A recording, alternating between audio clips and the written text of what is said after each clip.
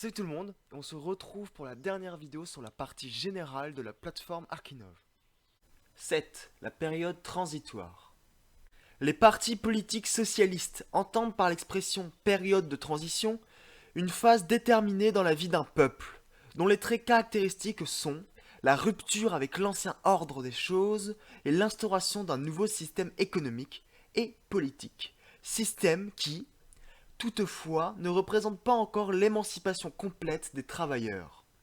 Dans ce sens, tous les programmes minimums des partis politiques socialistes, par exemple le programme démocratique des socialistes opportunistes ou le programme de la dictature de prolétariat des communistes, sont des programmes de période transitoire.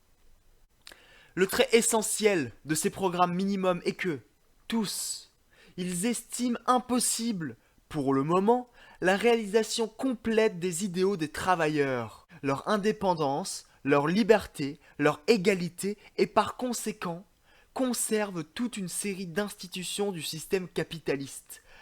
Le principe de la contrainte étatiste, la propriété privée des moyens et instruments de production, le salariat et plusieurs autres, selon les buts auxquels tel ou tel autre programme des partis se réfère. Les anarchistes ont toujours été les adversaires de principe des programmes semblables, estimant que la construction de systèmes transitoires qui maintient les principes d'exploitation et de contrainte des masses mène inévitablement à une nouvelle croissance de l'esclavage. Au lieu d'établir des programmes minimums politiques, les anarchistes ont toujours défendu l'idée de la révolution sociale immédiate, qui priverait la classe capitaliste des privilèges économiques et politiques et remettrait les moyens et instruments de production, ainsi que toutes les fonctions de la vie économique et sociale, dans les mains des travailleurs. Cette position, les anarchistes la gardent jusqu'à présent. L'idée de la période transitoire, selon laquelle la révolution sociale doit aboutir, non pas à la société communiste, mais à un système X, conservant les éléments et les survivances du vieux système capitaliste et antisocial par essence. Elle menace de faire aboutir au renforcement et au développement de ces éléments jusqu'à leur dimension d'autrefois et faire rétrograder les événements. Un exemple éclatant en est le régime de la dictature du prolétariat établi par les bolcheviks en Russie. Selon eux, ce régime ne devait être qu'une étape transitoire vers le communisme total. En réalité, cette étape a abouti de fait à la restauration de la société de classe, au fond de laquelle se trouvent, comme auparavant, les ouvriers et les paysans pauvres. Le centre de gravité dans la construction de la société communiste ne consiste pas en la possibilité d'assurer à chaque individu, dès le premier jour de la Révolution, la liberté illimitée de pouvoir satisfaire ses besoins, mais s'affirme dans le fait de conquérir la base sociale de cette société et d'établir les principes de rapport égalitaire entre les individus. Quant à la question d'une abondance de biens plus ou moins grande, elle ne se situe pas au niveau du principe, mais se pose comme un problème technique. Le principe fondamental sur lequel sera érigée la société nouvelle, principe sur lequel reposera, pour ainsi dire, cette société et qui ne devra être restreint en aucune mesure, est celui de l'égalité des rapports, de la liberté et de l'indépendance des travailleurs. Or, ce principe représente justement l'exigence première fondamentale des masses, au nom de laquelle elles se soulèveront seulement pour la révolution sociale. De deux choses, l'une, ou bien la révolution sociale se terminera par la défaite des travailleurs, et dans ce cas, il faudra recommencer à se préparer à la lutte, à une nouvelle offensive contre le système capitaliste. Ou bien, elle amènera à une victoire des travailleurs, et dans ce cas, ces derniers s'étant emparés des moyens leur permettant de s'auto-administrer, de la terre, de la production et des fonctions sociales, entameront la construction de la société libre. C'est ce qui caractérisera le début de l'édification de la société communiste, qui, une fois commencée, suivra alors sans interruption le cours de son développement, en se fortifiant et en se perfectionnant sans cesse. De cette façon, la prise en main des fonctions productives et sociales pour les travailleurs tracera une ligne de démarcation nette entre l'époque étatiste et celle du non-étatisme.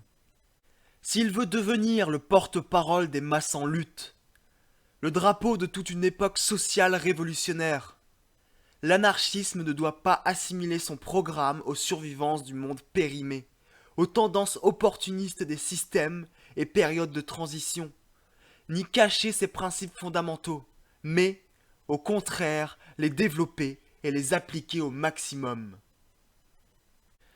8. Anarchisme et syndicalisme. Nous considérons comme artificielle, privée de tout fondement et de tout sens, la tendance d'opposer le communisme libertaire au syndicalisme et vice-versa. Les notions de l'anarchisme et du syndicalisme appartiennent à deux plans différents. Tandis que le communisme, c'est-à-dire la société libre des travailleurs égaux, est le but de la lutte anarchiste, le syndicalisme, c'est-à-dire le mouvement ouvrier révolutionnaire par profession, n'est que l'une des formes de la lutte révolutionnaire de classe. En unissant les ouvriers sur la base de la production, le syndicalisme révolutionnaire, comme du reste tout groupement professionnel, n'a pas de théorie déterminée. Il n'a pas une conception du monde répondant à toutes les questions compliquées sociales et politiques de la réalité contemporaine. Il reflète toujours l'idéologie de divers groupements politiques, de ceux notamment qui œuvrent le plus intensément dans ses rangs. Notre attitude vis-à-vis du syndicalisme révolutionnaire découle de ce qui vient d'être dit. Sans nous préoccuper ici de résoudre à l'avance la question du rôle des syndicats révolutionnaires au lendemain de la Révolution, c'est-à-dire de savoir s'ils seront les organisateurs de toute production nouvelle, ou s'ils céderont ce rôle aux soviets ouvriers, ou encore au comité d'usine, nous estimons que les anarchistes doivent participer au syndicalisme révolutionnaire comme l'une des formes du mouvement ouvrier révolutionnaire. Cependant, la question telle qu'elle se pose aujourd'hui n'est pas de savoir si les anarchistes doivent ou non participer au syndicalisme révolutionnaire, mais plutôt comment et dans quel but ils doivent y prendre part. Nous considérons toute la période précédente jusqu'à nos jours, lorsque les anarchistes entraient dans le mouvement syndicaliste révolutionnaire en qualité de militants et de propagandistes individuels, comme une période de relations artisanales vis-à-vis du mouvement ouvrier professionnel. L'anarcho-syndicalisme, cherchant à introduire avec force les idées libertaires dans l'aile gauche du syndicalisme révolutionnaire, au moyen de la création de syndicats de type anarchiste, représente, sous ce rapport, un pas en avant. Mais il ne dépasse pas encore tout à fait la méthode empirique. Car l'anarcho-syndicalisme ne lie pas obligatoirement l'œuvre d'anarchisation du mouvement syndicaliste avec celle de l'organisation des forces anarchistes en dehors de ce mouvement. Or, ce n'est qu'à la condition d'une telle liaison qu'il est possible d'anarchiser le syndicalisme révolutionnaire et de l'empêcher de dévier vers l'opportunisme et le réformisme.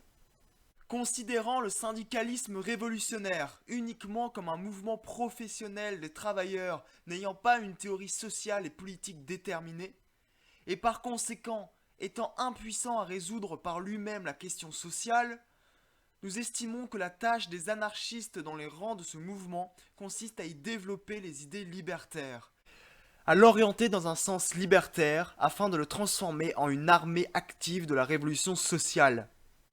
Il importe de ne jamais oublier que le syndicalisme ne trouve pas l'appui en temps opportun de la théorie anarchiste. Il s'appuie alors, bon gré mal gré, sur l'idéologie d'un parti politique étatique quelconque. Le syndicalisme français, qui a brillé jadis de mots d'ordre et de tactiques anarchistes, est tombé ensuite sous l'influence des bolcheviks d'une part, et surtout d'autre part des socialistes opportunistes de droite, en est un exemple frappant. Mais la tâche des anarchistes dans les rangs du mouvement ouvrier révolutionnaire ne pourra être remplie qu'à condition que leurs œuvres y soient étroitement liées et conciliées avec l'activité de l'organisation anarchiste se trouvant en dehors du syndicat. Autrement dit, nous devons entrer dans le mouvement professionnel révolutionnaire comme une force organisée, responsable du travail accompli dans les syndicats devant l'organisation anarchiste générale et orientée par cette dernière. Sans nous borner à la création de syndicats anarchistes, nous devons chercher à exercer notre influence théorique sur le syndicalisme révolutionnaire tout entier, et dans toutes ses formes, les IWW, les unions professionnelles russes, etc. Ce but, nous ne pourrons l'atteindre autrement qu'en nous mettant à l'œuvre en tant que collectif anarchiste rigoureusement organisé, mais en aucun cas en petits groupes empiriques, n'ayant entre eux ni liaison organisationnelle, ni convergence théorique. Des groupements anarchistes dans les entreprises et les usines, préoccupés par la création de syndicats anarchistes, menant la lutte dans les syndicats révolutionnaires pour la prépondérance des idées libertaires dans le syndicalisme, groupements orientés dans leurs actions par une organisation anarchiste générale. Tels sont le sens et les formes de l'attitude des anarchistes vis-à-vis du syndicalisme révolutionnaire qui s'y rattache. Voilà, c'est la fin de la vidéo. J'espère que la qualité du son était bien, qu'il n'y avait pas trop de variations selon mon emplacement par rapport au micro. Mettez des commentaires, ça fait toujours plaisir d'avoir des commentaires, de les lire et d'y répondre.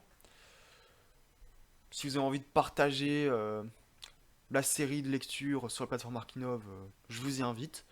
On se retrouve dans la prochaine vidéo pour la partie constructive de la plateforme Arkinov. Et sur ce, salut tout le monde!